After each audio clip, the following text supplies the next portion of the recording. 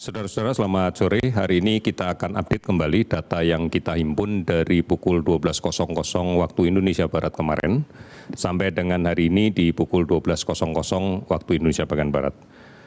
Kita telah melaksanakan pemeriksaan spesimen sebanyak 12.756 spesimen.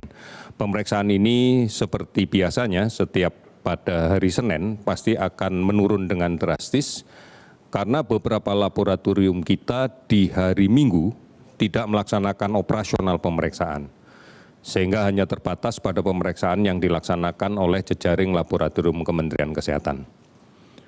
Sampai dengan saat ini akumulasi yang sudah diperiksa untuk spesimennya adalah sebanyak 928.238.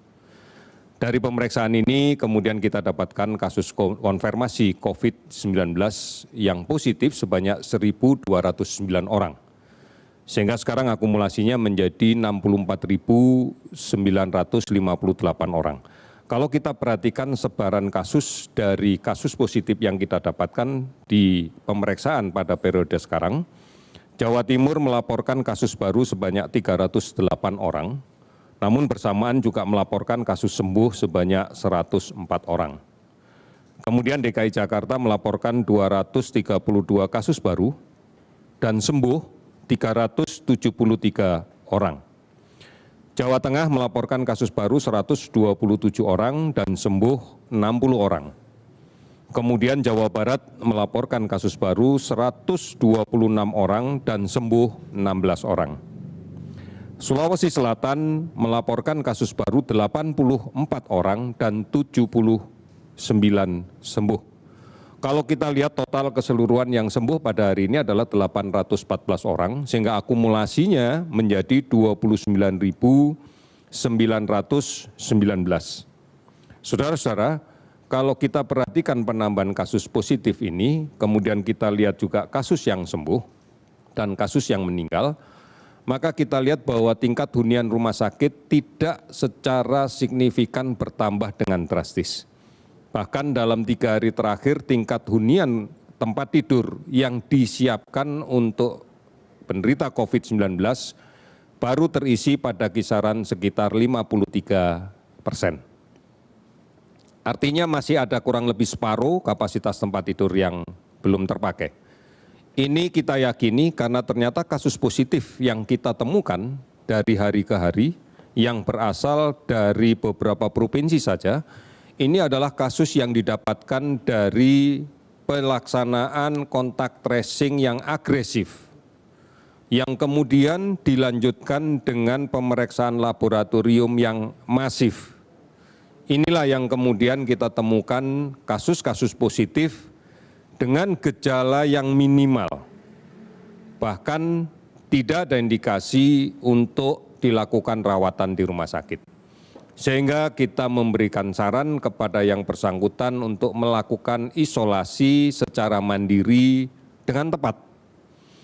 Dan ini yang kemudian menjadi kunci keberhasilan kita untuk kemudian menghentikan penularan sepanjang isolasi dilaksanakan secara ketat.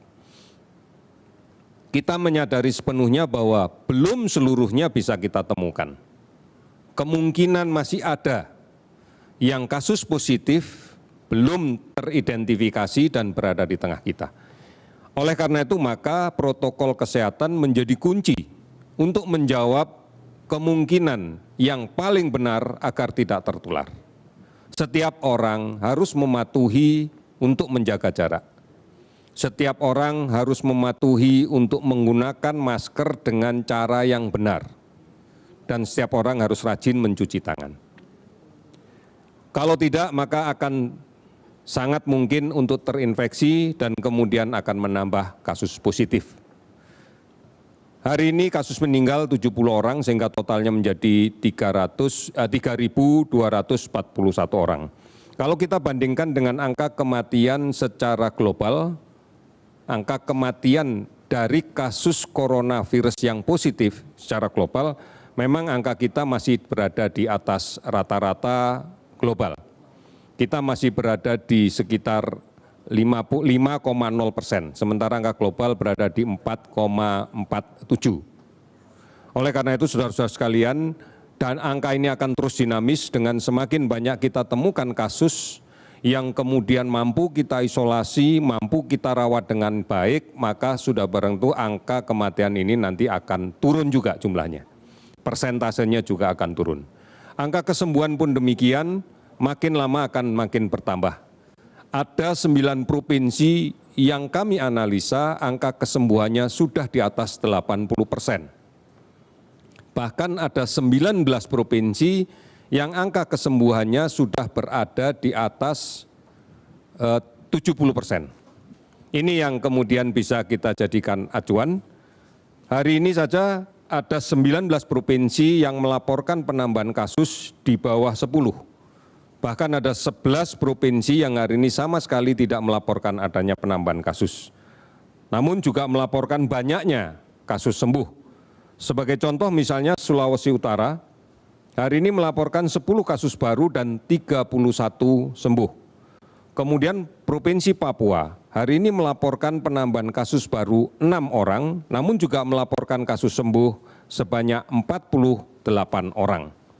Saudara-saudara, 455 kabupaten kota di 34 provinsi kita telah terdampak COVID-19. Oleh karena itu kehati-hatian kita mutlak harus kita lakukan dan kita masih melakukan pemantauan terhadap orang dalam pemantauan yang kita tengarai pernah melakukan kontak dekat dengan kasus positif sebanyak 38.748 orang. Ini yang terus akan kita lakukan tracing, kita lakukan pengamatan selama 14 hari terus-menerus, sehingga diharapkan kalau akan menjadi sumber penularan dengan melalui testing yang agresif, maka kita bisa melakukan isolasi dengan cepat. Kemudian pasien dalam pengawasan sampai saat ini masih kita lakukan pengawasan ketat sebanyak 13.360 orang.